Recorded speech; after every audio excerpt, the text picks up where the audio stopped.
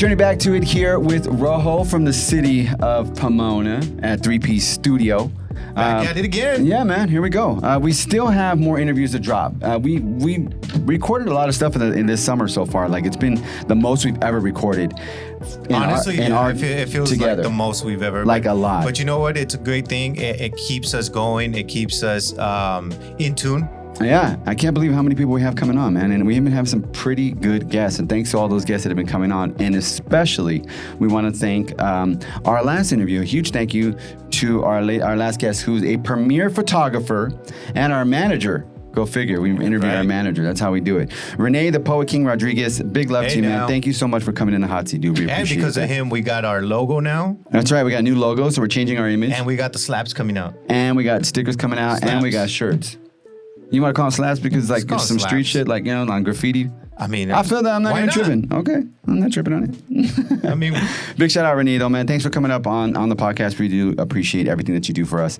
And also, thank you for the awesome gift, the one-of-one gift that he gave us. Yes. And if you go back to the YouTube channel. Mine's already up on the wall. Mine's not up yet because I just moved. Yeah, that's true. Okay, so I did just move, and I'm going to put mine up. And so he you gave got us, one more week. We got one-of-one black and white photographers, courtesy and signed by Renee, the Poet King Rodriguez. And it's going to be up in our living rooms, and we will post it on our Instagram, which happens to be at tapped_in_media, which is also our TikTok.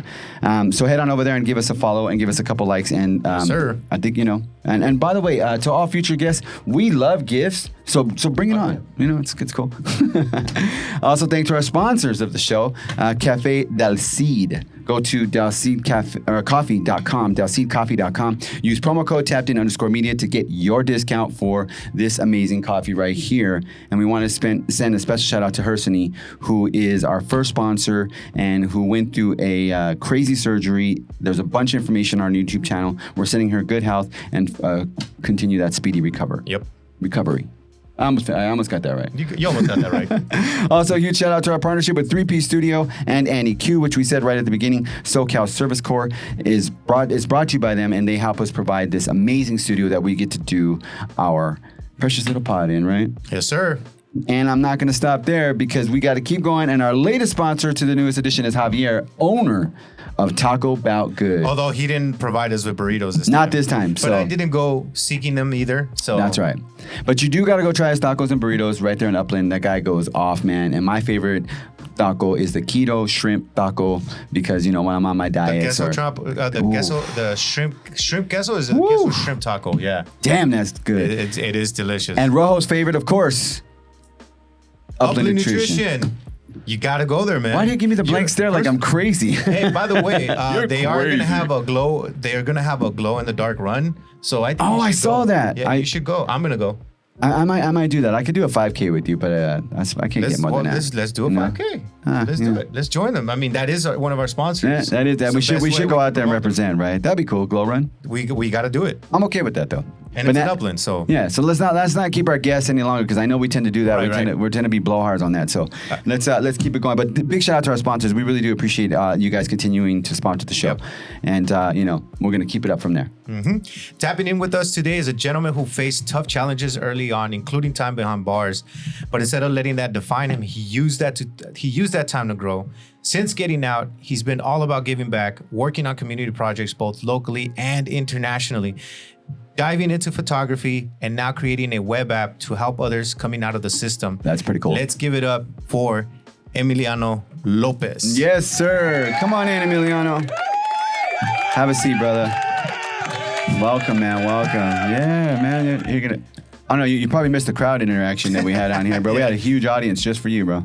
Oh, man. Thank you, man, for your. Thanks, brother. We appreciate you coming in, man. Hell yeah. Thank you, Emiliano. This is cool, man. Damn. So, how far did you drive? Yeah, let's go, because we always ask that question. We always ask that question. How far did you come from? Downtown LA. Oh, okay. Okay, whereabouts in downtown LA? The historic core.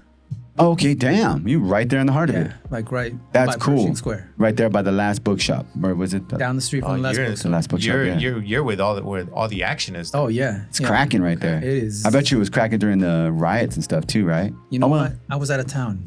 Oh, damn. You missed that whole thing. But, I mean, so, yeah, Renee, the Poet King, and myself we went out the first day on January 6th to document what was happening. Oh, you were out there with him? Yeah. Okay. Yeah, matter of fact, I got hit by DHS with a pepper ball. No way. Yeah. We were seeing a lot of photographers. Ooh, oh yeah, still got a little mark right there. Yeah. Damn, dude. We were seeing a lot of. Remember when we got hit by pepper balls? Yeah, that was awesome. This was at an Anaheim riot. Yeah. In Anaheim. And it was pretty crazy and pretty intense. And then we were out with Steve Gregory. Shout out to Steve Gregory. Yeah, Steve. Journalist. And he was like, get your asses over here. And we were just getting shot up.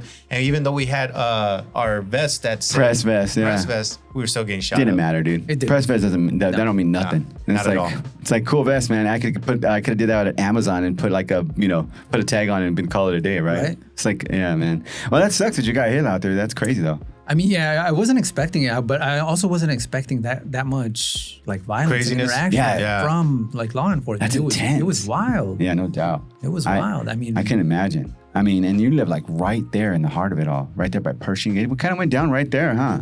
yeah. I mean, it went down everywhere. So I mean, I met up with Renee and we went to Ambiance. That was the factory that they hit first. Oh. And then from there, I got to shoot some photographs of this guy holding these two canisters out, and they were like flashbangs.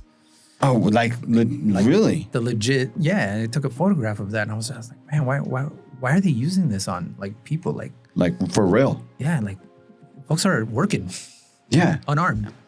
I mean, it's those times, right? Like I feel like it's happening like more than often than not now. Yeah. Current No, president in seat, I guess. I don't know. It's wild. So yeah, I got hit, and then I went to urgent care because I was traveling out of town and wanted to make sure my hand wasn't broken because it hurt bad and it blew up. No doubt. So Yeah, those things hurt. Those things definitely hurt. and then I got hit twice. So I got you hit in the caught shoulder. Yeah. some pics out there? Yeah, I got some footage and some photos. How long you been doing photography now? Because I know part of your profile, we were checking you out. You've been doing photography for about how long, you think? Yeah, so I mean, I started doing photography when I was younger, like in my 20s. I had a Canon AE1, a film camera, and I'd take it with me and I'd start shooting. I was really amateurish, but I'd catch a couple shots every now and again. It was always hit or miss because you gotta wait at Rite Aid for your Yeah, no doubt. for your film to get developed. For your film roll? Take like 3 days. That's what's up. Take yeah. Yeah. That's awesome. So that's a classic right there. So Cindy was talking obviously about that photography too. has always been your thing then.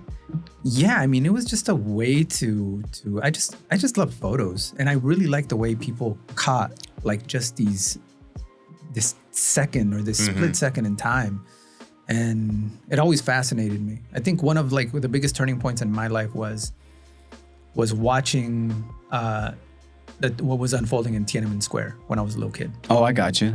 Like on TV. Yeah, on TV. Like that's where the seeing- Buddhist. Was that image where the Buddhist burned himself? No. That was Vietnam. Before, that was Vietnam. Yeah, it's crazy. Vietnam. Yeah, that's self-immolation. Yeah, but no, this man is just standing in front of a tank. And just that image. Oh yeah. That one. That's right. Yeah. Like people and this machine that represents government. Right.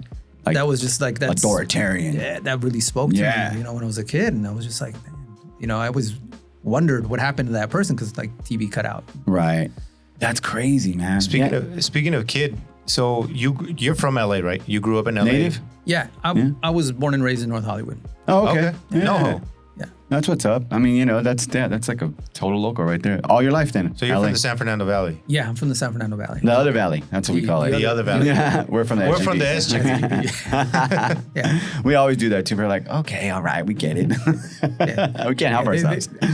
I recognize the beef, but now Right? Yeah. Especially during the 90s. yeah. I'm sure when you saw Pomona, you're like, damn, that's far, Renee. You owe me. I mean, Pomona's far, but Pomona's cool. Yeah. Like I love Pomona. Pomona Pomona's always got- gets lost in the sense that people say, well, it's in an empire because it has a 909 area code. But the reality is, it's LA not. County. It's still Right. LA County. Yeah, it's like the second to last city. Yeah, because you got Laverne and you got Claremont. Claremont Those is are the last. the the last last city. city Yeah. of LA LA, County. yeah. But because Pomona, for whatever reason, they don't ever like talk about Claremont or Laverne. It's always Pomona getting the ridicule of like, oh, you guys are San Bernardino County. No, we're not. We're LA County. No, you guys ain't LA County. There is a lot of stuff that does happen in Pomona and doesn't help that Holt, I mean, they're trying to clean it up, right? I mean, Holt does have a lot of high prostitution and a lot of drug and, a lot of arrests down there anyway, like probably once a month. I mean, if you look it up. Yeah. I mean, but that's also kind of reflective of like where we're putting resources. True. It's true. If we have underdeveloped cities, whose fault is that? Because people are paying taxes. Yeah, no doubt. We all are, right? So if we're paying money and we're putting money into something like what agencies or what programs are getting the most money, and is it really serving our community? Right. Yeah, and I'll tell you this firsthand, working with the community is that it's been very difficult because I try to provide resources for people who are unhoused, people who are low income people, families, people who are on the verge of losing their apartment or whatever it may be. True. There's absolutely no resources. And now with this new bill that just came in through Newsom, a lot of the money that was being distributed to housing and to mental health is now being allocated straight to housing and substance abuse and clinical. So it's now taking away from a lot of the resources. So I get what you're saying too. It's making it even more difficult now. With whatever resources we have, whatever minimal assistance we could find, it's not even available. That's crazy. What was it like growing up in North Hollywood, man? It was interesting. I mean, for me, my parents are both from Mexico. They migrated here. So first generation. Yeah. So they migrated here when my mom was, a teenager, and my dad, off and on, he would. What part of Mexico? From Durango. Órale. Durango. Yeah. My dad's from Durango. Dang, I know. Don't you have that on your arm too, right? You know what? By the way, and I don't mean to we'll let you continue on with your story, but coincidentally, he's worked with my cousin. Oh, that's right. Because before we started the interview, we did a phone call. Yeah. And we were talking about that, and he was out there in Canada right now. And what is he doing out there? I don't know. Chilling. Yeah. Oh, good for him, man. So yeah, it was just crazy because he hit me up and he was telling me about all this, and then I was like, wait a minute, and then I just, all the pieces were getting put together, and I'm like, how do you know my cousin? That's and crazy. Just went from there. Yeah. Small world, man. Yeah. But Right? continue on. Sorry about that, man. It's all right. And No your ho. family from Durango. Do you get mad when people say no-ho? No, I don't. It's cool. Yeah, it's cool. Like North Hollywood is cool. I always called it North Hollywood. I saw when they were like rebranding, Yeah. and I didn't know what that meant, but now I see what it meant because I was there in in the 80s and 90s, Right. And now it's like Now they got a little more culture, good food and art scene going on down over there. yeah, That's they also have- the gentrification part they of it. have- Probably, yeah. They have some cool stuff, but I remember other things like down the street from where I lived, there was a Malibu Castle. Oh, I never heard of that. Yeah. Malibu Castle is kind of like it's like a place where they have arcades. And they had go-karts. Oh, that's cool. Like Bullwinkles. But before the go-karts, they had a water slide. Oh, nice. Yeah, and very few people remember the water slide. I remember because I wasn't old enough to go on it, and I was just like, damn, there's a water slide like down the street from where we live. Nice. Are mom and dad still alive? Yeah. they're Nice. chilling. Yeah. Cool. Are they still in North Hollywood or they've No. relocated? No, they're still in the valley. But my father now he lives in El Paso. Oh, cool. Okay. So they're separated then. Yeah, they're separate. Yeah, Oh, okay. yeah. There was what people go through, during Of their course. relationships. Did that in any way affect you? growing up? Yeah, of course. That's a big part of life right there. Especially when you have a figure that's like protector and you hold this person in high regard, and then all of a sudden it's fractured. Yeah. Yeah, it hits different. And then being the oldest, like that's your example. That's your older brother. Right. So when you So don't you're have the that anymore. you're the oldest of how many? Two. I have a younger brother and a younger sister. brother. Yeah. Cool. Are they local or are they out in Texas now? No, they're out here. Oh, Everybody's cool. out here, yeah. Okay. And then so you growing up in North Hollywood, your parents separating. I mean, what was that like as far as teenage years? Running around. Was it out in the streets, or was it still more like you were in school trying to figure yourself out? I still had some structure. Okay. Because it was really new. And my parents kept us like really active. Like, we Okay. played sports year round. You know, I was in like training in martial arts since I was like 8. Nice. I kept doing that. It kept you busy. Yeah, I mean, I was like busy, but I also was a hyper ass kid, man. Like I could not freaking sit still. I still can't sit still. Yeah. You're doing pretty good right now. I'm doing the best I can, bro. I got a seatbelt on. You just can't see it. It's that ADD that was never diagnosed, right? For all of us. I think for many I know. of us. I think it does. I really do think it comes back and forth. I still believe I have some sort of ADHD or ADD because Never diagnosed? no, never diagnosed. Nah, they should probably do that. They should. I've been with you for a long time. I know exactly what's going on. If there's a therapist listening right now, he's probably diagnosing us right now because we're jumping from topic to topic. That's right. It's true. That's how we do it, man. That's you know what's funny is that's just how we do it. It's just been our style, you know. I'm vibing with it. Yeah, I like I'm it. not complaining. I like it. I'm just saying, like, someone's diagnosing us right now. Hopefully, without a doubt. And if they want to give us their diagnosis or their results, they can More than welcome to come email on. us at tappedinla@gmail.com. That's right. Hit us up. And don't forget to follow him on TikTok. Yeah, And that's don't right. forget to follow us. I love I it. told you that TikTok shit's gonna bite us in the ass. But It's funny wrong though. with TikTok, I know. bro. It's funny though. Are you on TikTok? Yeah, I'm on TikTok. What's your handle on TikTok? Well, what's your It's my same handle on Instagram, man. okay? So Yeah, Emiliano. Emiliano, yeah. Spelled And that's kind the of way phonetically. it's spelled. It's spelled a little bit differently. Like it's Emeleano. Yeah. Emiliano. Yeah, make Kinda sure like that people pronounce it right. Yeah, for sure. I got you. Did you graduate high school? No, I didn't. I didn't No. graduate high school. You dropped out. I dropped out. Yeah. For what? Yeah. So I mean, I can start from the very beginning because I had a really shitty educational experience. Okay. And that's kind of where things kind of really stemmed. You know, because like I said, my parents came here from Mexico. So when I was born, the first language I learned was Spanish. So now yeah.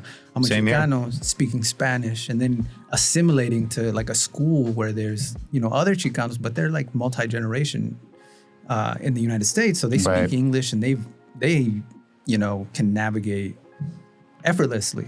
Of course, yeah. While I was having a hard time. You were struggling. I was struggling, man. I could not make a friend. And then I made a white friend when like we didn't like we communicated like so strangely, man. He couldn't even pronounce my name. I forgot how he even called me, but he was like the coolest dude.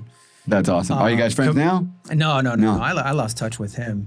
But I mean, we communicated like kids communicate just by playing. Yeah. You know, and that was just kind of like a universal language where you see beyond like race or anything else. You just see a person that you can chill with and play with. Yeah, that must have been hard. Like Yeah, just it going to was- school and like, you know, just I'm the new kid and I have a language barrier. Damn, I'm screwed. Yeah, it sucked, man. And then there was very few like people, like they didn't support people that spoke Spanish at that time. This is like Oh, yeah. 1981 or no, 82 or 83. Really? Yeah, Even at that time, I guess. Yeah. Yeah. During the 80s too, there people were still like that. My grandmother would not allow us to speak Spanish, and she was from Mexico, and she's very fluent. In fact, she never even read English her whole life. And she said that I just don't want you guys have to go out there and try and get a job and sound a certain way, like you have broken dialect. And I'm like, really? But I mean, now it's more acceptable. It's kind of like they'll pay you an extra $1 if you speak Spanish. You know what I mean? Because you're bilingual, right? I mean, because I get paid you, extra for being bilingual. yeah, because you could speak another language. Yeah, I mean it's great. I think that was like the. I mean, those sentiments were a downfall back in the day. For because, sure. You know, I mean, for whatever reason, and we know the reasons why. Yeah, But- no doubt. But yeah, man, like education really, I had a hard time making friends, had a hard time with other kids. And then I went through a bullying stage. That's why my parents put me in martial arts. And then that kind of like bore some fruit, but then I started getting into trouble.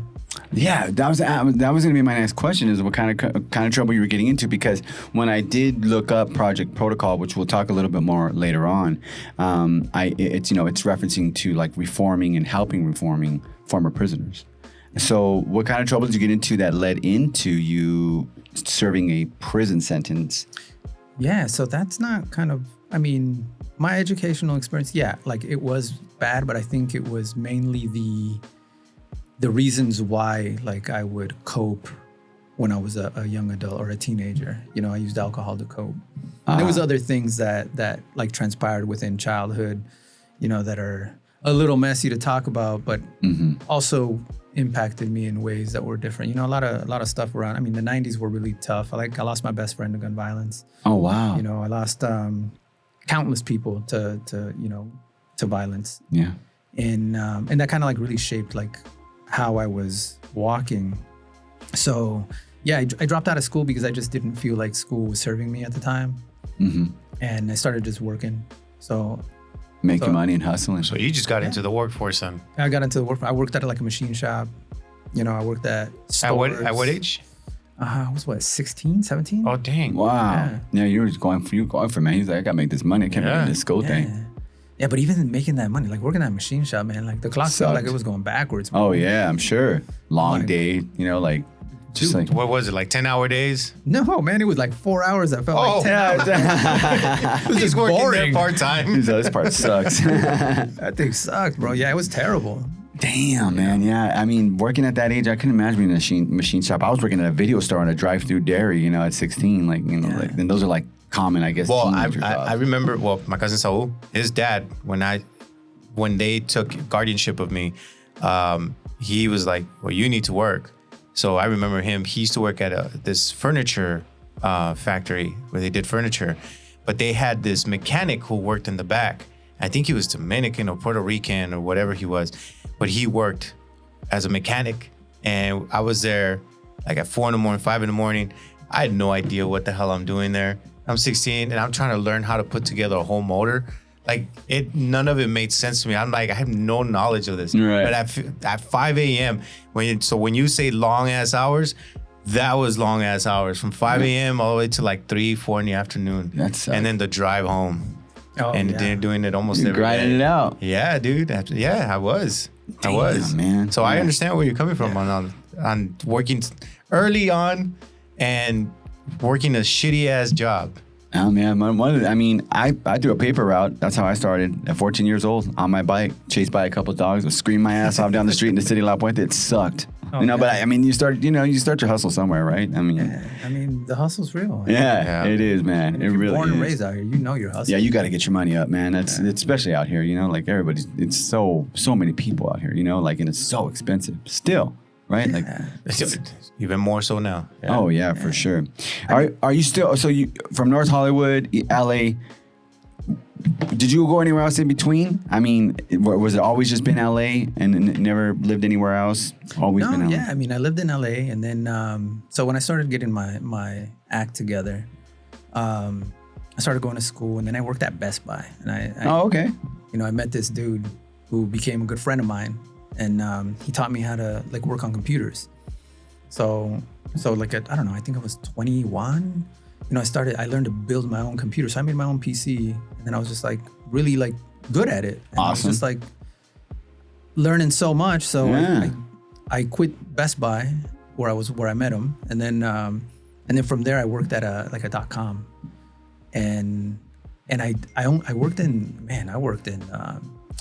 the accounting department as a file clerk. Okay. Through a college program that I was in, and they paid me minimum wage for 200 hours, and minimum wage was like $4.25. Oh my God. Yeah. Remember those days? Yeah. Rough. And it was painful. Like I was just filing stuff and it was like boring. But they asked me like, what do you want to do? And they were building out a call center. And they said, well, you can work with this guy. And I'm like, cool. So I worked with this gentleman, Southern gentleman who was their IT guy. And he basically like taught me like how everything worked, gave me some instructions. Bro, I laid out that call center, man. I plugged things in. I patched, these Networking. cables into the server. Yeah. That's awesome. Do you still do networking now? No. No. Ah, No. okay. So from there, I was just like, I'm getting paid a little above minimum wage now, Okay. but still not cutting it. And the friend of mine that I met at Best Buy, he got me a job working at a biotech company. Oh, okay. Wow. And, like my income just went up like Oh, yeah. Like- Well, 50, Biotech. 60%. Bro, I was just like, I'd never make any money like that. I was like, what?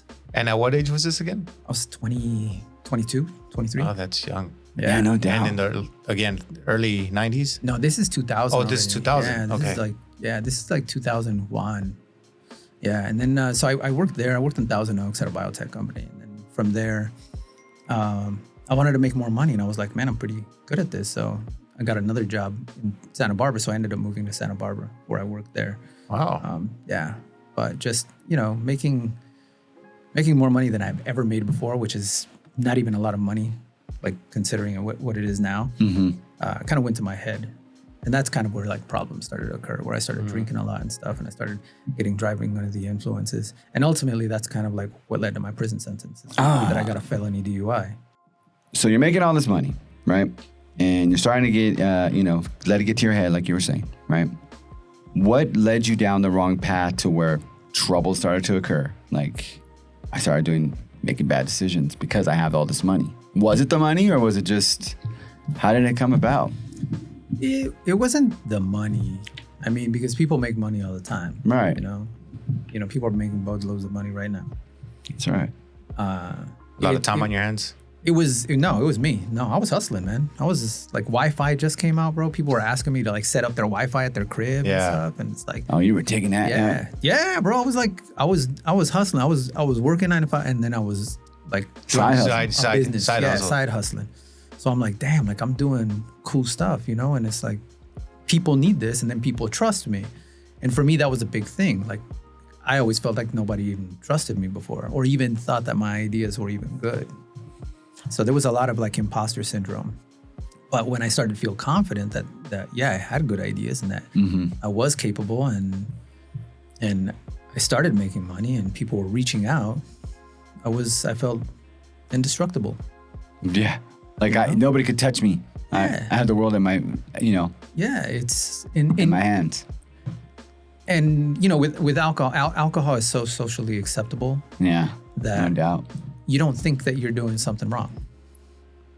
True, because what do they call that? The beer balls? Beer balls. Yeah, right. Beer balls. I'm so brave right now. Goggles. Yeah, goggles. Yeah. Whatever. I mean, but if the thinking is impaired, you're not. Yeah, it's not 100%, and you keep doing it, and people warn you that you can hurt somebody, or you can even take somebody's life. Yeah. But the thinking of like, oh, that can't happen. Yeah, I got this. I got. I'll be not fine. me. Right. Yeah. I'll be all right. I've done it already. I'm okay. Yeah.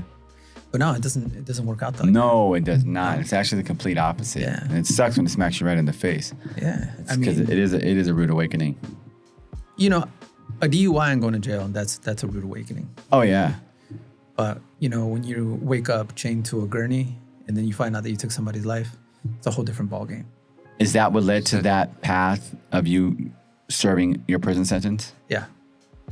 That's unfortunate. Wow. Yeah. Damn. Wow. I think that's a even know curveball. that. I did not expect that coming that way. Yeah, that's a total curveball. Now, I mean, because we've read about you, right? and we understand that you went to prison at 26, but the details were, there's no meat to it as far as like the reason why you went to prison. Yeah. Because why would he go to prison? For a DUI, yeah. Because I got a DUI in 2008. I did a one-nighter, and then I got let go. It's usually just an overnight stay anyway. Yeah. Right? I mean, unfortunately, somebody's life was taken. Yeah. Wow. So how long did they give you as far as a sentence goes? Like, was it 15 years? Was it life? What was the sentencing? Basically I was charged with murder. Okay. And then I pled down to manslaughter. That still carried a life sentence. Interesting, because a manslaughter usually is not a life sentence. I mean, usually it's 10 and above and up. That's what people think, and that's kind of like what normal everyday. Right. That's what we hear, I guess. Yeah. Once that really happens, then I don't know. Right. It's good furthest from the truth. Yeah. Of what actually happened. I mean, you lived it, so you experienced it, so you know it better too as well. Yeah. 100%. So serving all that time, how many years did you actually serve in prison? 13. 13 years. And did they let you out on good behavior, or was it because... No. So when you're sentenced to life or a term to life in prison, you got to appear before a board, a parole board. So the parole board will decide whether you pose a risk to public safety or not. So the first time I gotcha. went, you know, they said that I still posed a risk to public safety, so they denied me 7 years. And then and that was 2011, and then in 2016 I went again, and then that's when they found me suitable for parole. Oh, wow. Yeah, but even then, I mean, a certain amount of time passes by. I think it's like 5 months, and then the last 30 days is given to the governor, and the governor can either veto your suitability and say, Yeah. I don't think you should go home. They can remand you back to an entire board hearing, so you have to be. Your case goes back to the full board, which is like 7 commissioners, and they vote whether there is a reason to keep you or to let you go. Mm-hmm. And yeah, that's it. Or the governor can take no action and you just go home. So with me, I had to go back to a full board. So they had to vote on it. So yeah, so it was just. So you got voted yeah. from a full board, and Yeah. they allowed you to. Yeah. Yeah, So of the 6 parole. people that they heard, I was the only one that they let go. Really? Yeah. So that was. What do you think led to it? Was it in prison that they allowed you to get parole? I think it's a combination of things. I mean, during that time, I went to prison during the height of overcrowding, where, you know, the prison system was, you know, at like 176% capacity. So Wow. you got people on top of people on top of people. You got people sleeping in like common areas and They had 3 beds bunks everywhere. And yeah, it was wild, man. It was terrible. Where did they have you at? 3 different institutions. I was like mainly in the Central Valley. Okay. Oh, you know? up north, huh? Yeah. Yeah. Man. So it's hot. So I'm assuming you probably kept yourself busy trying to figure out like whether it was studying or what did you do in there? Yeah, I mean, that's a great question, man. Like, I really got to understand myself. So, like, before I went in, I did not read. Like, I had a very poor education level, so my reading was not as good. But my you writing learned how to build computers. wasn't. Yeah, right. I know. Go figure. I know. Yeah. How does that work? I'm mechanically good, but I can't read. What the hell? I can read. I just didn't have a high proficiency. Yeah, I know. I know what you mean, but it's like, yeah. But I'll connect your Asus or Gigabyte motherboard. Yeah. No problem. Yeah, I Got you. Yeah. No problem. It's That like, is a- what? What does that say? Yeah. Fair enough. That's crazy, man. That they have a panel that allows you, to get that, that parole. Yeah. And then, I mean, obviously you were trying to keep yourself clean in there, like, and not making it get in trouble, because I'm sure, you were looking to get yourself out, There's a lot of reading and a lot of At that time, it's like, well, number one, I couldn't believe that I had life, because, that took a little while to set in and really understand. With you saying that, take me to that moment where they did tell you you're going to serve a lifetime in prison. Oh yeah, I mean that was. I mean, I still remember the judge's, the sentencing judge's words. He's like, with this sentence, there's no minimum and there's no maximum. Oh my God. Yeah. What was your reaction initially? I mean, you can't understand like what's happening in that moment. It's like you can't do anything in those moments. Like, court is not a place that allows you to even grieve what you've done. Like, I couldn't grieve like a person's life, you know? I couldn't do any of that because I was instantly put in this chair where it's just like, I gotta protect myself. Yeah. And how do I do that? I have no idea. I've never been in this much trouble in my life. No doubt. You were sitting there fixing networks and building computers, and then now you're in this predicament, Yeah. So it was eye-opening. Was any of your family there during that time? Oh yeah. I mean, my family was there. And it was tragic. No doubt. It was really tragic. How about the other family? Yeah, absolutely. They were there. Did you have to make any statements or anything like that in the courtroom? Did they ask you, or was it you did it on your own? I did. I mean, I did it on my own in the best way I could, because I can still see that I could not convey myself the way the way I needed to and the way the people deserved. And that was due to like a lack of education, a lack of an emotional education, of understanding like my own, what I'm going through. And that's a big thing. It's like when you don't have any type of emotional intelligence, you cannot thoughtfully make any type of connection with anyone. And that's a big thing, you know, and having to learn that while I was in prison was that was a challenge, huh? Yeah, that was wild. That was a wild ride. Yeah, I'm sure. How much? 13 years is the time you served. That's 13 long time. years. That's a long time, man. Hey, it's a minute. Yeah, it's a minute. I mean, and then for a lot of people, 13 years. I mean, usually you look at it as like, how the fuck am I going to survive in there?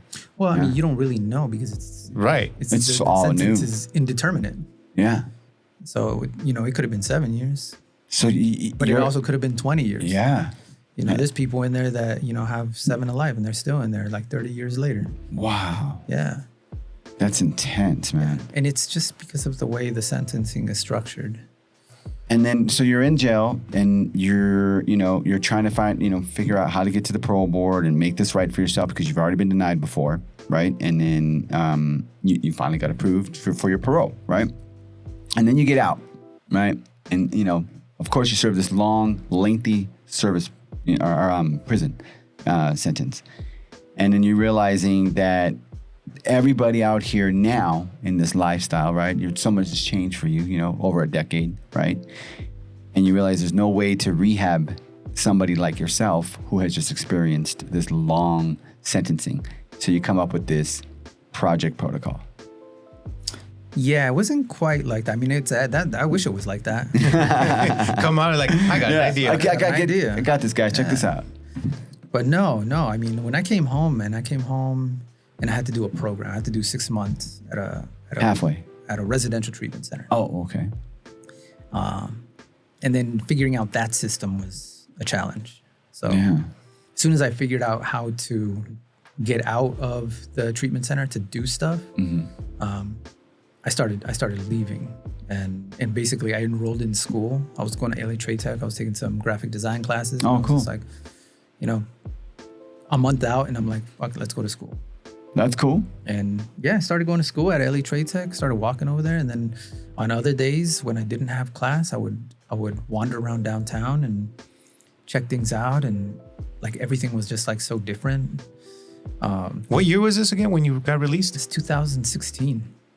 Oh, wow, it's not even that long ago. I mean, it's a while ago, not as long as like 2000. 2005 sounds like, damn, that was a long time ago. You know what I mean? But 2016 is like, it's just not even a decade yet. You know, because it's 2025, right? I mean, that's crazy. So he's just getting out of prison. I'm just trying to like, you look at some of like, what was I doing too while he's getting out of prison, trying to figure his life out. I had just left iHeart. Yeah, I was already a year in. We were working at iHeartRadio. I was already a year in with Panasonic, and he's trying to figure out his life. Coming out of prison. Yeah. And something so traumatizing and tragic, as you were saying, man, that had to be one type of hard rehab for yourself mentally. What did you do to overcome those like mental challenges? I'm sure there was like a lot that had to be done on your own part. I mean, I think that just like as human beings, we always go through challenges. We're always doing like a self-evaluation. Yeah. And I can speak for myself because my self-evaluations happen even when I was inside. I always wondered like, well, what is my purpose in this world? Because I got to be here, but is this prison? Is this what I have to do for the rest of my life? Do I have to mentor people or continue teaching substance abuse classes or facilitating programs? So I always wondered about that, and it kept me up at night. I like have like crazy anxiety attacks. Of course. But I mean, I read a lot of great books. I listened to a lot of. I mean, my favorite station to listen to was KPFA. What is that? KPFA is it's like kind of like free speech radio from. So it is talk radio. They're in the Bay Area, yeah. But their sister location is out here in LA called KPFK. Okay, I know what you're saying. Public radio. Yeah, public radio. Yeah. So I learned, bro. I got my education through KPFA. No way. Listen, because I mean, I was when I was in prison, the majority of my time I spent locked down, and I had access to a little radio. So I would listen to the radio. Right. And that little radio, KPFA gave me access to books, gave me access to speakers. Like I never heard of Cornel West, but when I heard him speak, I was like, damn, like that is, like this dude makes a lot of sense. Mm-hmm. So I somebody ordered the book for me. Then I listened to another person named Naomi Klein, who has this book called The Shock Doctrine, and I read that. That book scared the shit out of me. I was like, damn, this is wild. You have to go back and write these titles down, man, and check these out. Yeah. But the first book that I ever read when I was inside, when I didn't read ever, like the first book that I picked up when I started reading was The Count of Monte Cristo, man. And that book I read 6 times. I read that to a cellmate who didn't know how to read. He asked me, he's like, why do you read so much? Why does that book like how does that entertain? So I read him the book. And that's pretty cool. And he started reading after that. I remember the book that he bought. He bought The Outsiders. He remembered the movie, so he's like, let me get the book. So then, he's learning to read and asking me what words are and stuff, and like, yeah, that's how I spent my time. That's crazy. With this one dude. Right. But man, that book, like The Count of Monte Cristo, really spoke to me in ways because, the main character finds himself in, falsely accused. I wasn't falsely accused. I was guilty. But he's falsely accused. He's thrown in a dungeon. And all these 3 people are conspiring against him to keep him away. And while he's in that dungeon, man, he said some words, and I still remember him today.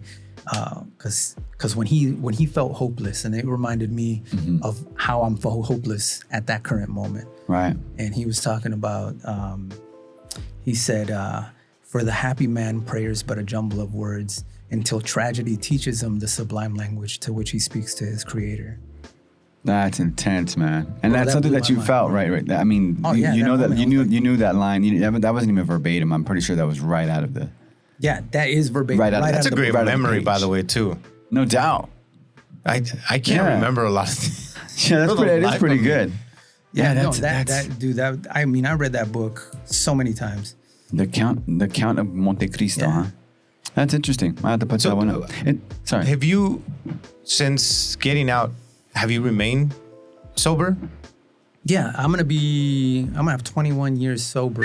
Nice, this month. man. Hey, that deserves an applause, bro. Shit. Come on, audience. You guys are lagging. Nice. Good job, man. That's That's awesome. good. That's good I don't stuff, know if man. you know, but Renee's also on that wagon of sobriety as well. Yeah, he's trying that. He is trying 50 that. something days in now. Yeah, and we're So encouraging hard. him on. I'm 14 days. Look at you. 14 days. Going on 14 days. I'm not even going to talk about myself. Yay, 14 days. I mean, Can avoid it.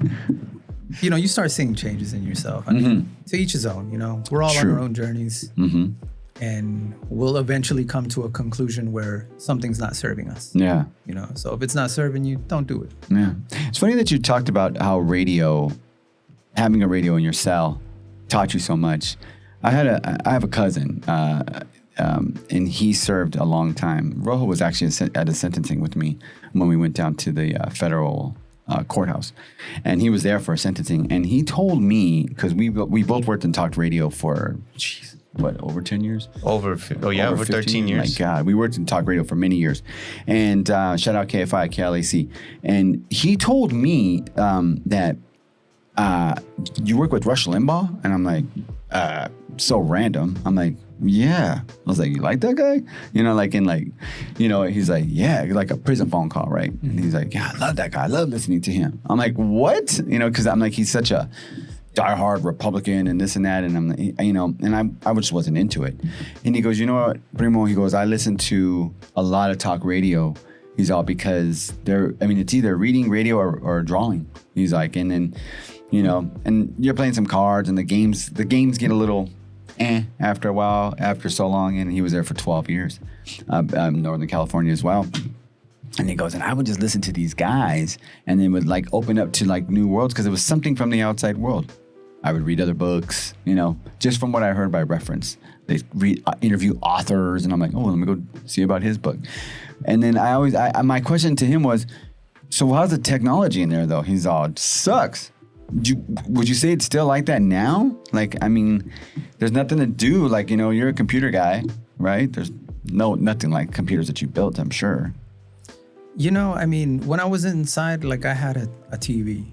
Okay. You know, I had a little 13-inch tube TV, you know, and it's like, I always thought when I was inside, it's like, how much more efficient would it be if people had a touchscreen TV where they can order movies, get emails, and communicate with their family? Like the connections would be better. People would have like their needs met and establish connections that they couldn't establish before. You know, because if people can't write or don't know how to communicate or, right, you know, things are hard, you know, and it's like, and now, I mean, that was in 2004 or 5 where I had these thoughts where I'm just like in my cell thinking, and now they're happening inside prisons. Like they have tablets. Wow. You know? Yeah, because we've seen them posting on socials and stuff now. It's like, what the hell's going on here? No, I mean, these tablets are, I mean, you can't do all that, but you can download books, you can download a movie, and you have to get something where it's like, it's standalone. So basically, it's not connected to anything unless it's like an internal Wi-Fi that's really controlled. Preloaded information. Yeah, so everything is preloaded, or you go in to get it loaded.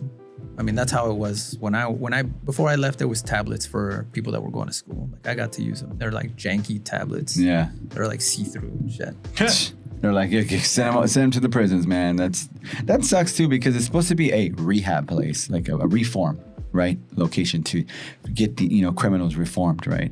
But there's zero investment into it. And I read an article where they asked you questions like that, and probably a big reason why you have Project Protocol now. And it said that there's nothing that offers a prisoner when they get out like a rebound, like that's good and structured to where they have a chance to work in the society. Yeah, I mean, I think one of the biggest things is, like, I mean, we can even just like back up because we hear like words like prisoner or inmate and things like that. Right. And even with like people that don't have a home, they call them homeless or anything. Mm-hmm. We use this language that places people in a category of being otherized. But when we start talking to them more like as people, as incarcerated people or people on parole or houseless people, they become people. And that's when we set people up for that. It's like, when I got off parole, it's like, oh yeah, you're an inmate. You're a parolee. You're a convict. Yeah. You're ex-con. Ex-con. Yep. And it's like, how do I get out of that? How do I not internalize what this person is calling? Because not only does that not affect you as far as like your image, because you're trying to now get out and trying to stabilize yourself, but it also affects you work-wise, especially trying to find a job, being able to just get through life and being able to find anything simple when it comes down to employment. I mean, when they see ex-convict right away, red flag. Changes the platform or changes everything. Changes everything. But also when you refer to people as people, it changes something within them. It's like, oh, it's like it becomes something different. And that's when I started seeing how language, especially out here, and in there, compared to in there, it's like, I remember I got super upset at this person that I worked with. She was a free person, and I was, her clerk, and I was wiping down a table, and it had a little, it was a wooden table, so I had a little splint just like sticking out, and I got a splinter. No big thing. I took it out, but she heard me, wince, and she's like, oh, I got to do this whole report. So she's writing down this report, and I'm like, it's all right. It's no problem. So whatever. She wanted to write down the report. I'm like, let's do the report. That's fine. She does a report, and she got to my last name, and she writes it down. But when it comes up to first name, she didn't know my first name. But instead of writing my name down, she put inmate. Inmate. That sent me. I was like, look, my name is not inmate. And after that, it was just like, it went all downhill. I had no skills to cope with that. I was hot, and it just created a bad situation. I'm sure. And I ended up getting fired from that job. Oh man. Well, I mean, you gotta speak your piece. I mean, you want to create some sort of identity instead of just inmate. I mean, inmate is the identity that the state has given you. Right. And then when you come out here, parolee is now the identity, but it's recreating the identity for myself. And that's where, you know, that's where I had to come in. You know what? It's funny that you mentioned that about identity, because when I first came home, I met this man who's an artist. He's a professor at ASU, and he had this program called Future IDs. So I did the program with him, and we went under this really intense process. And I attribute that process to the foundation of like who I am today, because I was able to like build something, Right. even in the beginning through art. So I processed like all of these things that I like to do, like when I was a kid, you know, what I liked and stuff. And then I recreated this ID and I painted it. You know, it's a picture of me, and it looks like, you know, like a badge that you put up to a door and the door unlocks, right? But reframing like who I'm gonna be. In the bottom of it, I titled it Connected Communities, Comunidades Conectadas, on the bottom. Knowing that there's this tension with people from other countries and then people that are from here. Mm-hmm. So I attribute that to kind of like this growth mindset that I got. And then, you know, I mean, it was internal, but art has just a way of speaking to the subconscious. For sure. And then from there, you know, I mean, I'm on parole. You know, I'm going through my experiences. You know, I didn't have a car for a year. I walked everywhere. You know, people were bragging about the 10,000 steps. Man, I had like 65,000 steps. Sure. That's 10,000. 10,000. What's that? Where I was like eating up vans, like their tires, bro. Like, man, I was just like, I was walking.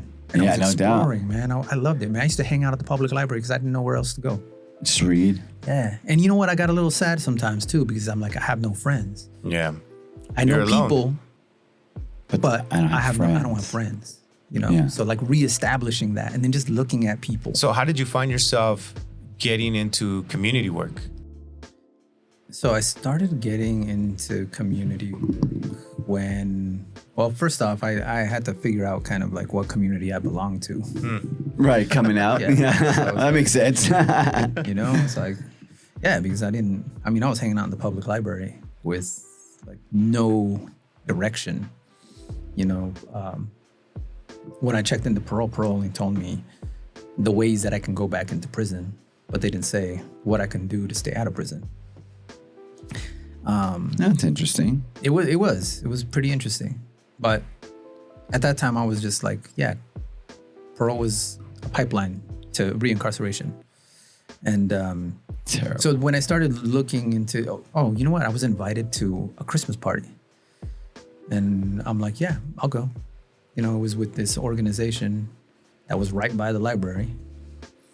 And I was walking by it, you know, so many times every time I went to downtown LA, but nobody told me about it.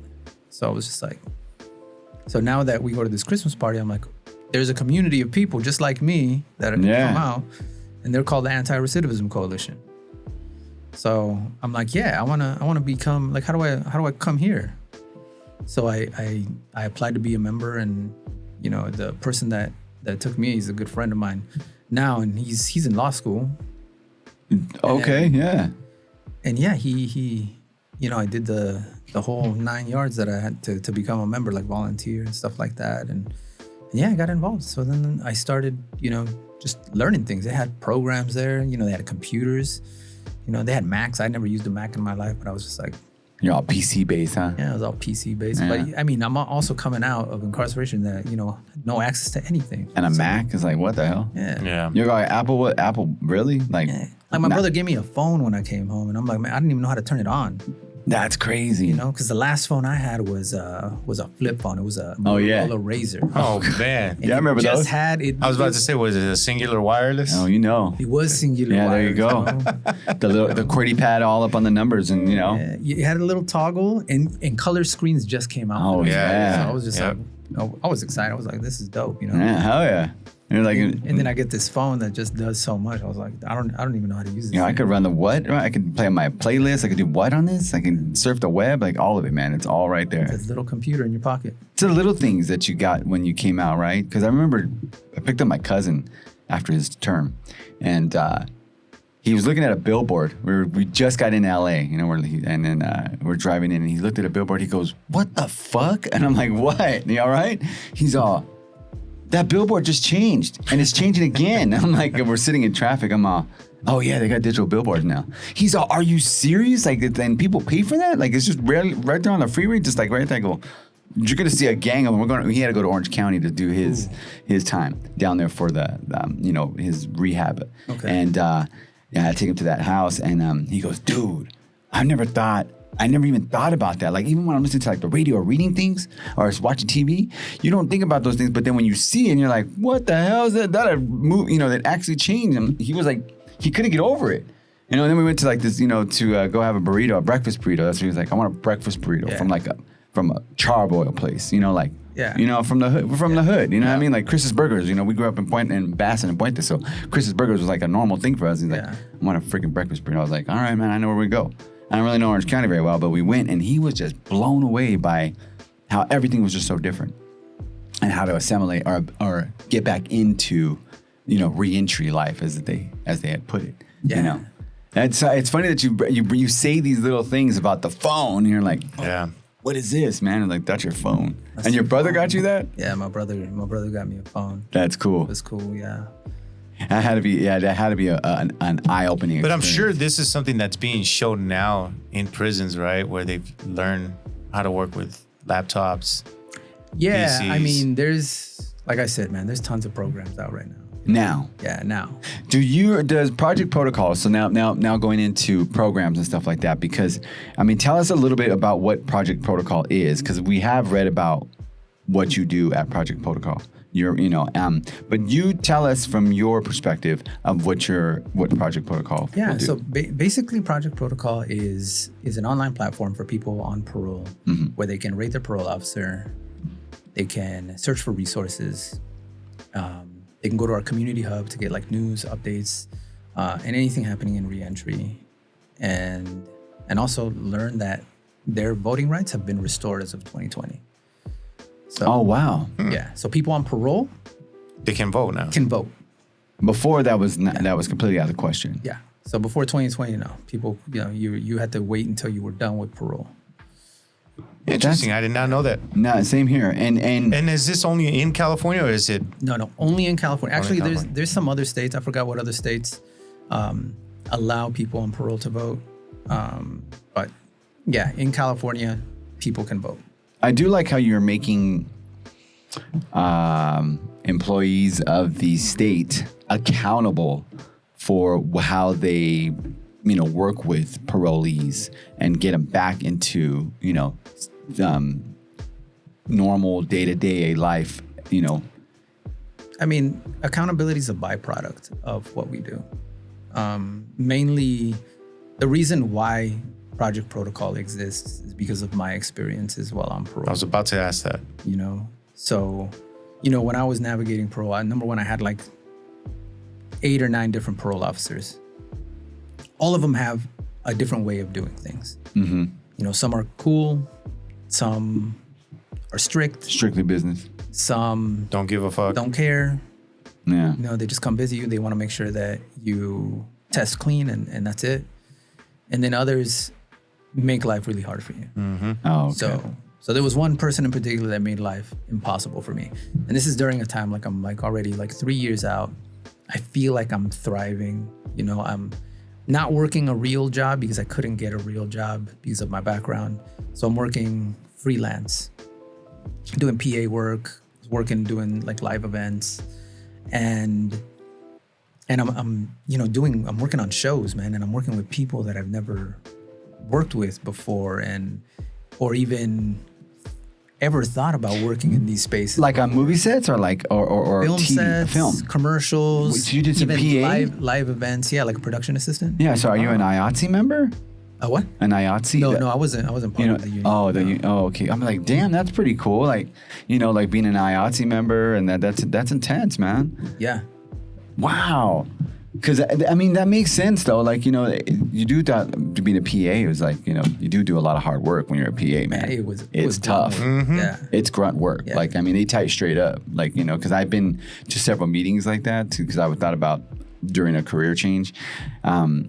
Maybe I'll go do some PA work. And then when you start hearing like what PAs do, and they're like, you better bring your tool belt, you better bring this. You're like, well, do they really do all that? They're like, yeah, you're building sets. And you're like, you know. That's a grip, man. Oh yeah, so you're helping like, you know, transport things over or like whatever, you know, like, and you're working with the, you know, the PAs and all. I'm like, no way, man. I'm totally blown away for that. Yeah. So I did that for a little while. But what I really liked doing the live events. I like doing art shows. Like I helped on an art event that was, you know, we did a pop-up, you know, and we built a 30,000 square foot gallery from the ground up. That's pretty cool. What was the That was called We Rise. It was in 2019. We Rise. Yeah, it was. And what gallery was that at? Oh, it wasn't at a gallery. It was just an empty space. So it was straight. Oh, from the foundation up. Yeah. Nice. You ever been to the Hive Gallery? Is it still around? That's close to where I live. Yeah. Yeah, they're still there. I think it's still around. I'm not too sure. I haven't done any of the gallery walks in a while, but yeah, it's still there. That's a trip, man. And they used to do a lot of stuff there too. Yeah. Art and photography. I used to go to a lot of graffiti shows there. And I love graffiti, but I saw a picture of you on your Instagram, and that's at Emiliano. That's EEMELEEANO, and you're right there. It's a pretty cool picture. They did a story with you on Voyager or Voyage. Oh yeah, Voyage Miami. Yeah. And then in the background, you're in a tunnel. Yeah. And then it has all the all the graph. graffiti. I love it. And how funny is it that we were just talking with Renee last week about, because he started his photography career taking pictures of graffiti and his friends doing graph, you know, like, and then right behind you is Hopes. And I was like, dude, on my way over here, driving down First right here in Pomona, that guy's everywhere. Hopes, like, and then in the back, I pulled up your picture. I'm like, oh, look, there's Hopes right there, tagging it up again, man. It's pretty cool that you know, that they had that out there, and that they highlighted Project Protocol, right? Yeah. And what I mean, Rojo was asking earlier too, like, you know, what kind of goals are you looking for regarding Project Protocol? Yeah. So our goals are for people to communicate. So when people go on and they do rate their parole officer.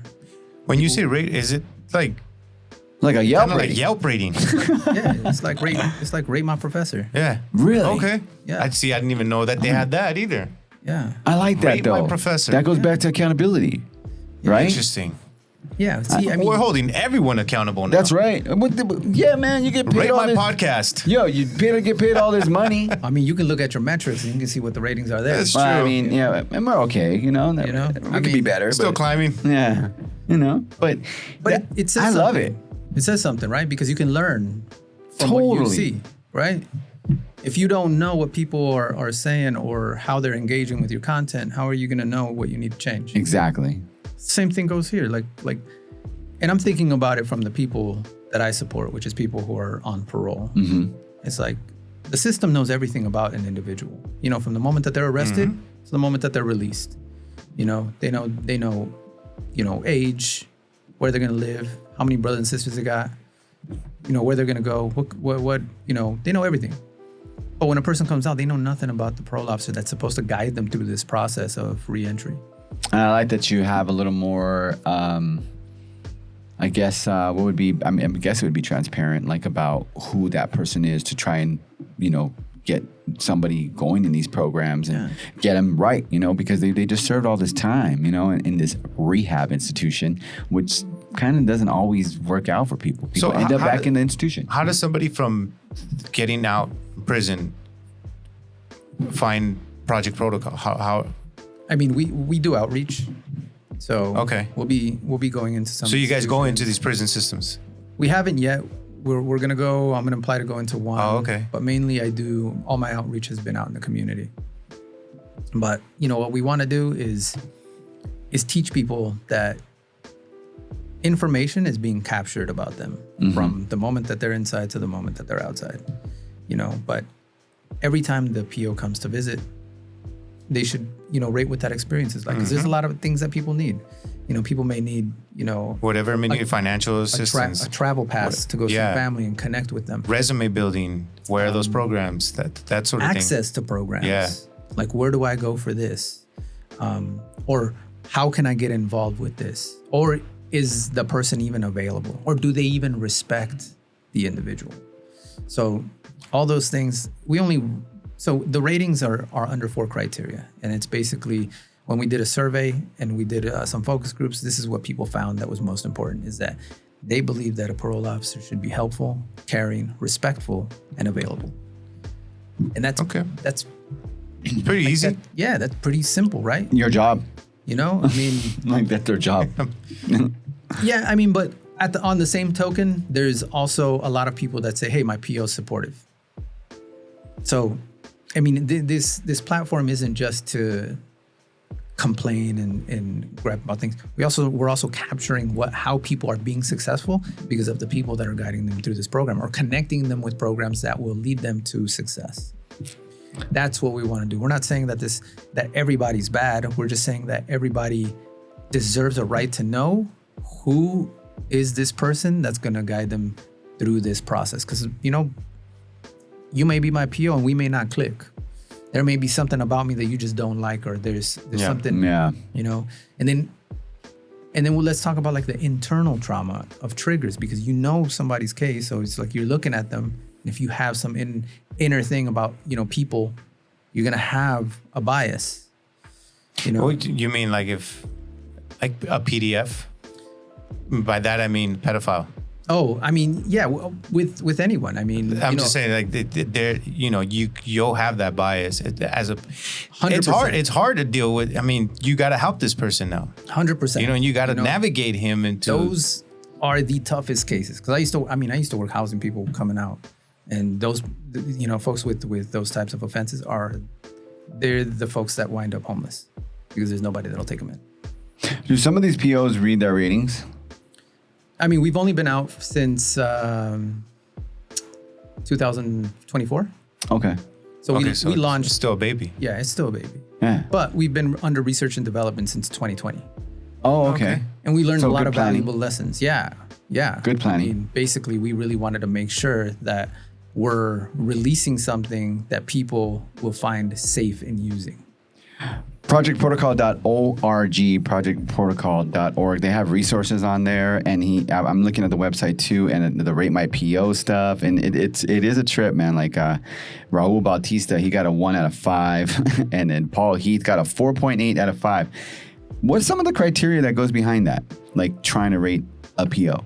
I mean, the criteria is basically someone being respectful, helpful, available, and those are the ratings. It's a 1 to 5 rating. Yeah. You know, and that's gonna come back. You know, I mean, people's experiences are different. Of course. You know, we're human beings. We're not. You know, we're very complex. You know. No doubt. You know, that's why we have Yelp. You know, because it's like if you see 2 stars, man, you ain't going there, right? I ain't going there. You know. I don't care if there's 500 reviews, man. It's 2 stars. Food might be good though. Might be good. I mean, Just never know. Some people be like 4.5. Nah, I'm good. Well, you are. True. You're serving the public.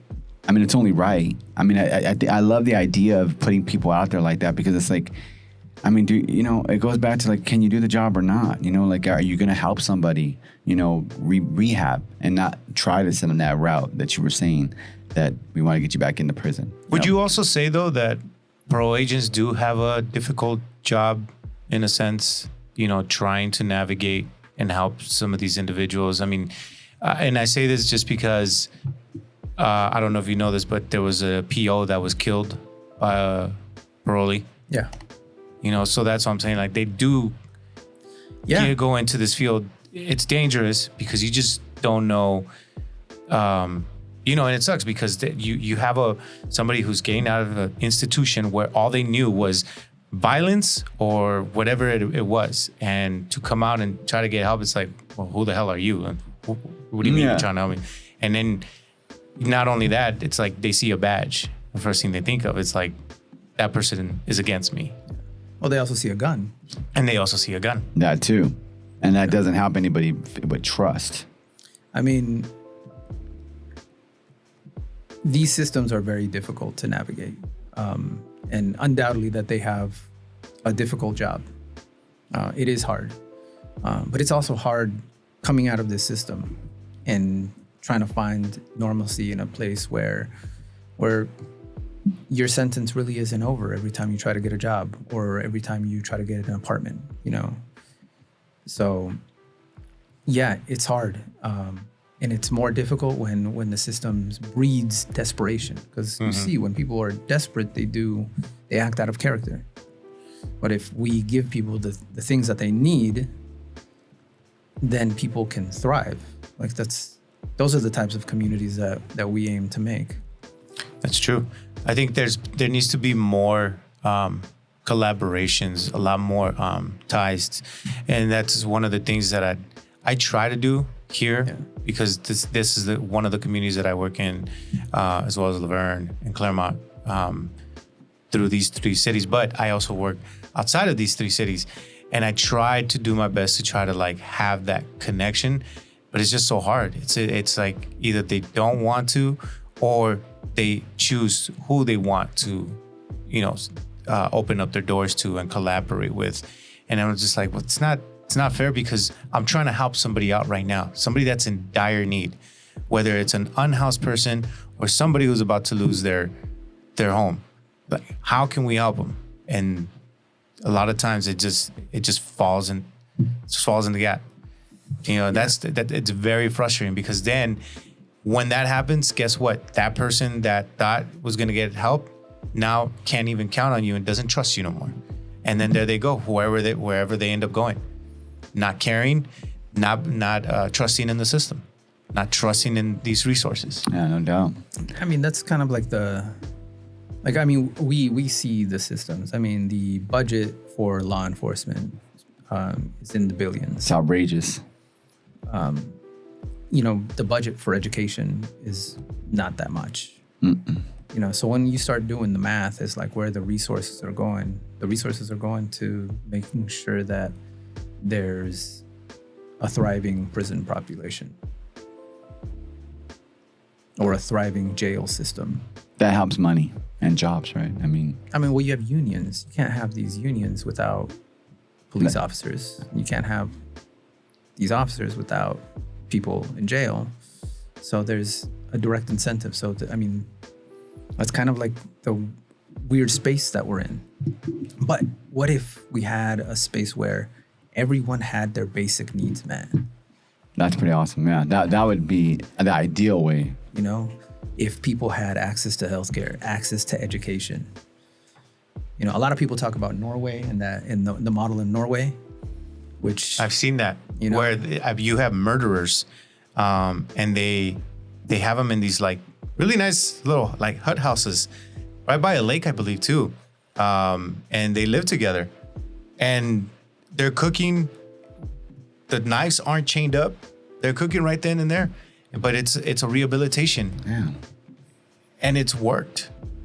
Yeah, the only difference with replicating a system like that in California is that in Norway, the majority of people look like one another. Yeah, that's true. That is very true. There's so much diversity over here. It's like, yeah, we're in a melting pot. Not only that, you have access. People have free education over there. They have medical care over there. Country's also smaller too. Country's also smaller. Way less people. If you run the numbers like per capita, United States still incarcerates way more people per capita than any other country. Yeah, it's true. Well, Project Protocol, if anyone wants to donate or check out the resources, head on over to their website, projectprotocol.org, and they always take donations. There is a link on there. We'll put one on our YouTube page as well, down below, so that, we could help prisoners, re-entry, which is important, which is part of it, because you don't want these guys to go back. You already did all this rehab, and then here they are getting in trouble again and headed right back down the path that they're already in. And Emiliano Lopez is the CEO and the founder of this project here. And this is a really good community thing to do for somebody, because I don't think a lot of people think about re-entry from being a prisoner, especially for that long. And I often think about it. I think it goes further out than just community. We're talking about people who are getting out of prison. Yeah. Wherever they may be. Wherever they may be. So if you want to reach out to Emiliano, head on to his website. And he's also on Instagram. That's, I think I spelled it out a couple of times, right? The Emiliano. Emiliano. Cool. Yeah. But people can also go to project.protocol.org. That's where we're trying to push right there the most, right? Yeah. That's cool, man. I'm glad you're doing that for for people that need it. Yeah. There's a lot of it out there, and there's not a lot of people taking the time that like you're doing now. And fortunately, that there's some of there. But what about your photography, man? I know that's your first. Is that your first love, right? I mean, photography brings me peace, man. yeah. Yeah, because for a long time, it's like, when I was incarcerated, I didn't travel. Okay. The only time I traveled was, if I was going to go to an outside medical facility or to another prison. But even then, like, I would just look outside and, my eyes were my shutters, man. And I just remember what it looked like, and I take that back with me. Right. So now that I have a camera, I can be thoughtful in, what I shoot. And now you've gone to different places, right? Yeah. I mean, because we were looking at some of your stuff. He was with my cousin in Mexico working on some project out there. Yes. Some of your Mexico pictures they're awesome. Oh, thank you, man. But yeah, Mexico, Wow. Going out to Mexico City, I went with a number of folks, was invited by a friend of mine who is at Berkeley. And I got to speak about what we do at Project Protocol in Mexico City. Oh, cool. That's awesome. But I What also an got to experience. learn about programs that they have in Mexico City for people that are incarcerated that want to obtain higher education. So, I'm in school out here too. So I'm part of. That's right. Aren't you at UC? I'm at ELAC. ELAC. Hey, now. But you're trying to transfer out to. Yeah, I'm trying to transfer out to a university by next year. But there's programs and there's support for people, for formerly incarcerated people. So in the community college system, it's called the Rising Scholars. In the UC system, it's called Revolutionary Scholars. In the CSU system, it's called Project Rebound. So there's communities out there of people supporting one another through these processes. And we have those groups in Project Protocol. So that way, when people search for education, they can find somebody that can guide them through that process. Yeah, the resources are available. That's dope. Yeah. That's- But back to Mexico City, like I got to learn, how folks, do reentry. Even like deported folks. I found not this new issue, but I mean an issue that has probably been going on for such a long time. But there's a community of people that were incarcerated in California or throughout the United States that were deported, and they didn't have support out there, but they created communities of support for themselves. Huh. It's kind of like what you did with your project right now. Yeah, You just so got to do we it on your own. But we want to do that. We want to connect people that are facing deportation proceedings to trusted folks who are helping people, get an ID in Mexico. Do you know how to get an ID in Mexico? No. Same. I mean, Would I be able to get an ID in Mexico? Yeah, man, dual Because I'm not a citizenship. citizen. oh, okay. But how would you be able to get your citizenship in Mexico? I No, mean, but just I don't navigating these know if I processes. could. Like when you go to the DMV to get your driver's license, like how big of a process is that? It's ridiculous sitting in that chair, man. But you Waiting gotta for your damn number. think about like you got to plan ahead because there's a ton of people that are going. Yeah. Especially right now when you want to get your real ID. Yeah. Yeah, But this- you don't know these systems. If you don't know these systems, so if you go to a foreign country and try to like Do access that. their systems, like how do you do that without any type of support? Like who do you ask? Who do you go It's to? true. No resource. Yeah. You're What a so trip. vulnerable, Oh, Yeah. without a doubt. So so we want to just connect people with folks that are supportive out there, for folks that, number one, have probably been away from their home country for such a long time. Then they were incarcerated, and then they're coming out and re-entering into a country that They're not they vaguely remember. Yeah, they're not familiar with. Yeah, that makes a lot of sense, man. Yeah. What kind of information or what kind of? Don't fall there. No, I know you sell it. I almost fell right out of my chair, man. Sorry, it's good for TV. Yeah. What kind of advice can you give somebody that experience what you have, being incarcerated that long, and now you're rebuilding yourself into what you've done already, like putting in work like this, because this is good work. This isn't just I woke up one day and decided to do something good for people. Yeah, I mean, we're all searching for meaning and purpose. For sure. And sometimes when you have the world on your shoulders, it can feel hopeless. Right. And you can feel like, I know the other system and I can navigate through the other system. but it's being present and just being okay, and then understanding that this is gonna pass. Like the feelings are gonna pass, and it's just part of your growth in the community. You know, so I mean, you know, something that people have always told me that, you know, a bad day out here is better than a good day in there. Damn. I mean, that does go a long way. So Yeah. Because you still. I don't even think we needed a quote then. Yeah, you're incarcerated. Well, Yeah, I did pick one out, but you know, Emiliano, do you want to promote anything real quick before? Because we're gonna Any projects you got coming up? other than, you know, I know you got Project Protocol, but is there anything else you want? You know, like your photography stuff or anything that outside Or anything of that? we should be aware of community-wise that we can tap into? I mean, community-wise, like if you want to find anything in the community around reentry, if people are in reentry are looking for something to do or an event to go to, we try to post as many events on our community hub. Things that we should all be aware of is, you know, stay safe, Man. beware of ICE, Oh my God, yeah, you know, and just, bro, love your neighbor, man. yeah. You know, Some pretty easy stuff to live by, but you'd be surprised, right? it's just, you know,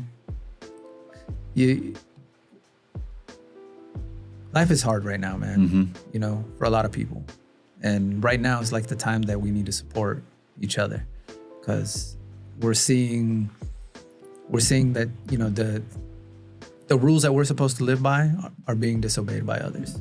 For sure. So it's like, And it starts at the top. yeah, how do we navigate these systems? Yeah. So we know that if we mess up, there's systems for us, and there's no systems of accountability for others yet. And you have come up with the system with a little bit of research, and now you're implementing. I mean, we're implementing transparency to keep people safe.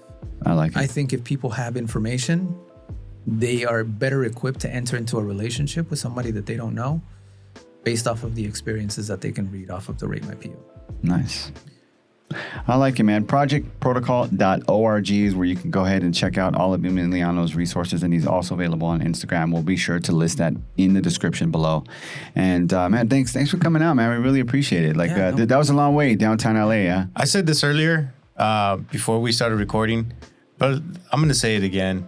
I think I need to go to prison. No, man. We already said I'm telling you, production director's back, and he just left out. Everyone, including Crazy, your bro. cousin. I know. He's man. doing well. Where? In Arizona, right? Yeah, he's in Arizona. He's now, doing quite well for himself. Yeah, he's in a union construction, I mean, killing it. there's a cell. they got available. a I'm bed sure for there's you. room. They got a There's bed for you, bro. Yeah, there is. So I just got to make sure I come out making money. yeah, no doubt. Or just come out. Or just, That's that's it. true. Yeah, there you Like, go. come out alive. Man, on second thought, you know what? I think I'm fine right now. You're good, man. There you You're in go, a good man. place, Good. man. Put but that in you know check, what? right? Our tagline at Project Protocol is data for liberation, not exploitation. All right, I like that. Okay. That's cool. See, I'm gonna take that one too, and then I found one. We always do motivational quotes before we head out from this, and it's kind of stuck for a little bit now. We were just kind of throwing it out there. Try it, why not? So far, everybody's been pretty cool with it, and You can tell us if it's cheesy or not. yeah, we're just waiting for someone to be like, you guys got to stop that crap already, And it's like, well, we can't help it, And we dig in a few, and then we're like, well, sometimes we don't even know who the people are. We're like, we don't even know who said it, but it sounds good, But We usually try to correlate it with the guest. Okay. yeah. So being that you did serve, time, that amount of time, and you found a way out, and you did what you had to do. You found that strength, right, in prison. And it says, one here, I don't know who said this, but it says, the hardest prison to escape is your own mind, reminding people that their thoughts and mindset can be their greatest barrier. Something simple. I don't know who said it, but it is something that, people use a quote like that all the time. I like it. Yeah. So that's all I got, though. Well, It's not that bad, no? no, it's not bad. It's not that bad. I got some better I'll ones. listen to other shows and I'll probably make a comment. I'll put a little cheese on there. Thanks, man. Emojis That's have been fair. like fun for me. Right. Like, That's fair. Hey, emojis are the best. that's really cool, man. Emojis are the best. Anytime you want to come back and talk to us, man, about any of the projects that you have going on, especially finding stuff for Project Protocol or whatever, the doors are open. Come on over here, man. Talk with us, and we definitely want to hear what you have to say. Cool. I appreciate it. Thank you guys. No, for thank having you, me. man. Thanks for your time, man. Thank Thanks you. for coming all the way out. a And long thank you drive. to everybody that checks it out, man. We really appreciate it. And also for all the premiere stuff that people have been checking out on our premiere lately. It's been pretty crazy that we have that many people watching. We'd like to thank you and also take care of yourselves out there. Thank you, everybody. Right on, man. That's a wrap. It's a wrap. Yes, sir.